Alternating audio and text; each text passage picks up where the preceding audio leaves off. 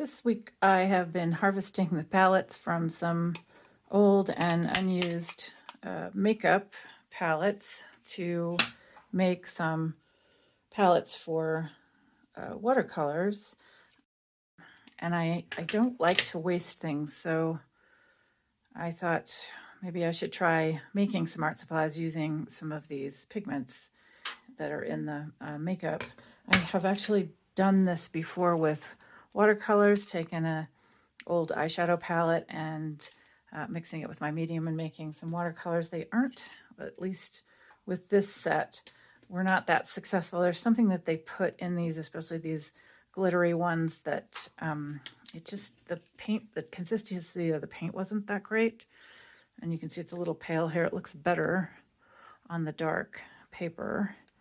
But anyway, I did that a while ago and I haven't done any more of that. But I thought this week that I would try making some pigment sticks, mixing some of these colors with my foraged clay pigments. And so I actually have started that and have some here already. And I was hoping I could get some, glittery colors, but they aren't quite as glittery as I'd hoped, but still it's kind of a cool thing to do. So I was going to show you how I did that. I used 4 of my foraged soils. One of them is green. 2 of them are kind of a off-white and a white, and then this reddish one. And one of the things you have to think about when you're making art supplies is, especially if you're selling your work or you're selling your paints, is lightfastness of the pigments. So there was nothing on the bottom of this telling me what these pigments are, but this palette actually has some of the pigments listed: iron oxides, titanium dioxide. Those are both Lightfast, manganese violet, which is this pigment, which is Lightfast. It says ultramarines in here, which is ultramarine blue, which is also Lightfast. It says carmine, and carmine lake is cochineal lake. That's that little bug that lives on cactus, and it's used in food coloring and in a lot of makeup, and it is not Lightfast. It will fade. What else do they say in here? There's a yellow 5, which I think is an azo yellow, and that is supposed to have good lightfastness. So at any rate, I am going to make some more of these up, and then I am going to put them in my sunny window and test to see how lightfast they are. I've done this with my lake pigments, which all fade. This is cochineal, fades slower than the others, but it still fades. So I've just started a little swatch sheet for these pigment sticks, and I will cover them with this cardstock. Just cut the holes out with a little thing. So, all right, so let's make another one of these pigment sticks. I'm going to start with this particular clay, which is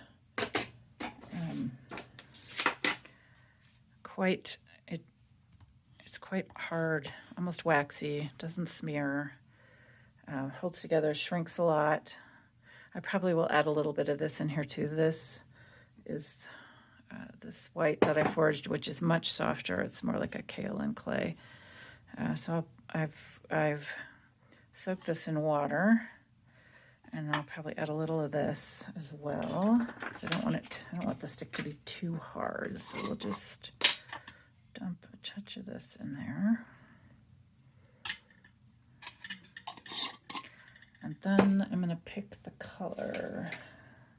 We're going to go with green again, and I'm going for green and sparkly, so I think we'll put some of this green in there. Something really satisfying about doing this, instead of just throwing it in the garbage. I'm going to use these. I'm not actually going to use the plastic piece, but I'm going to use these. They're aluminum palettes. I'm going to dig them out and use them for watercolor paint. All right, there's some of the green, And then let's put a little of this sparkly silver in there. And then we just add some water. Because I just use my clay as a binder, so I don't need anything but the clay and whatever colored pigment I decide to use. And I don't, when I'm using any of the mica pigments, I do not mull them, because if you mull them, you grind them so fine that they no longer sparkle. That goes for watercolors too. So you have to get all your other pigments mulled up first, and then you add the mica powder and just mix it in with your palette knife. All right, so I'm gonna continue mixing this up, and then I will be back. All right, so that is mixed up pretty well. I'm gonna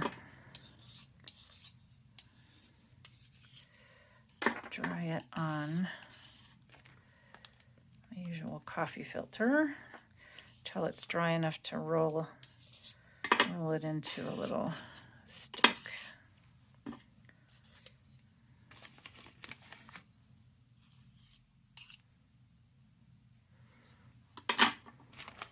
So I'll just let that sit for a little bit, get some of the water soaked out of it, and then roll it up.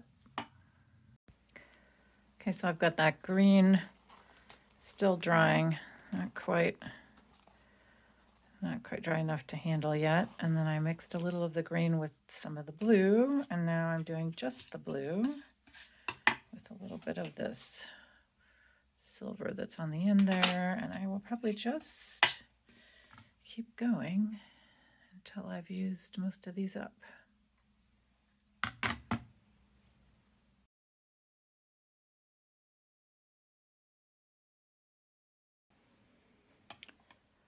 So I've taken one of the red eyeshadows, and I've decided to try a watercolor again. See, I've put some of the medium down there already.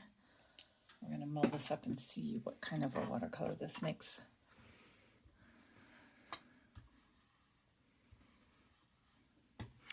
It's got some little sparkly bits in it, but I think mulling it up is going to make those disappear.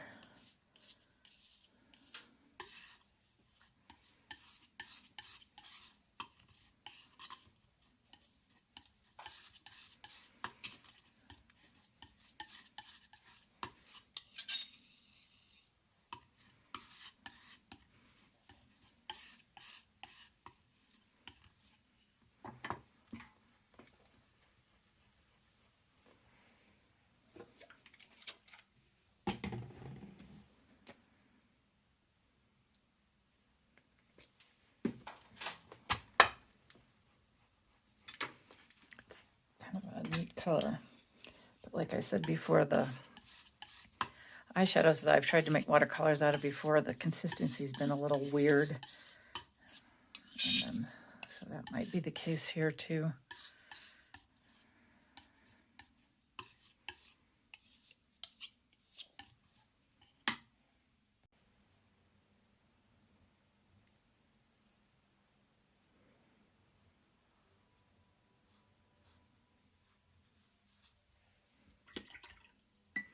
Kind of a cool color.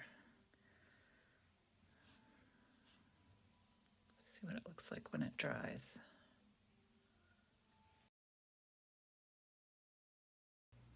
So these are the kinds of rabbit holes that I end up going down when I start playing with this kind of thing. In my studio, I took that red eyeshadow that I really liked the color of, and I made a watercolor paint out of it, just mulling it up with some of my medium, and swatched it on my paper. It's these two right here. There was something about it that I really liked, the shade, and so I thought, well, let's see if I can try to reproduce it with some of the pigments I own. I ended up with using three Daniel Smith pigments, 2 quinacridones, and something called permanent red, which actually has a light fastness of 2, not 1, but we'll see how that works. This is some rose kaolin clay, and this is a dark, like a purpley red ochre from the UK, and I came pretty close. I started with the synthetics, but they were a little bright. And so then I started adding in the 2 earth pigments, and this is the final one. So that's pretty close. But I will swatch this one, the new one out, but I swatched the eyeshadow out on this Lightfastness thing. So we will test them out together and see how they work.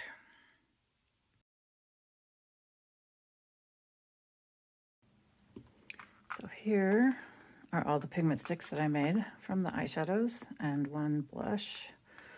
Using my foraged clays and this one rose kaolin clay that I purchased.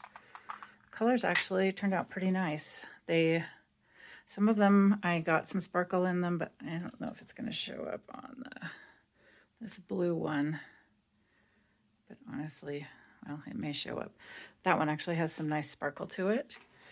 Some of them draw better than others, and that has a lot to do with, well, probably partly whatever pigments they've got in here, but depending on which clay I added, some of them draw better than others. This green forged clay I love, but it does not make a good pigment stick, and so when I mixed it with 2 of the green eyeshadows, it still doesn't make a good pigment stick.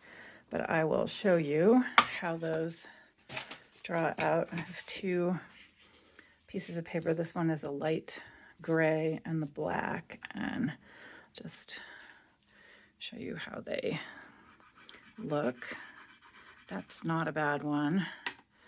These 2 are the ones with the green clay, and you can see they just are a little hard. So they show up a little better on the black, but this green one is better, but I just added a little too much of my hard clay to it when I should have added more of this soft one. Then these are pretty nice.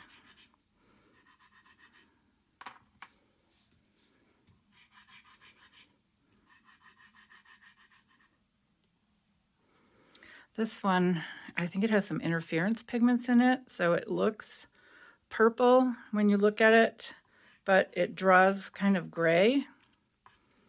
So still though draws nicely. And then some pinks.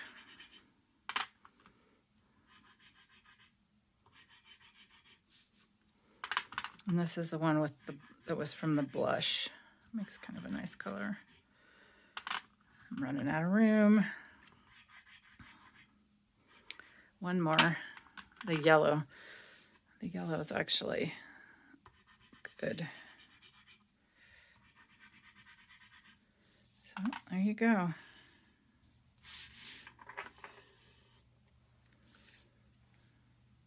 So I've swatched these all on my little Lightfastness tests with the black paper, and I'll stick them in a sunny window for about a month. My guess is that there will be some fading, so I'm, probably wouldn't use these for my fine art pieces, but they're certainly fine for craft projects or journals or to play with kids. Some of the colors you can see are quite nice, and so I'd say this was a pretty successful experiment.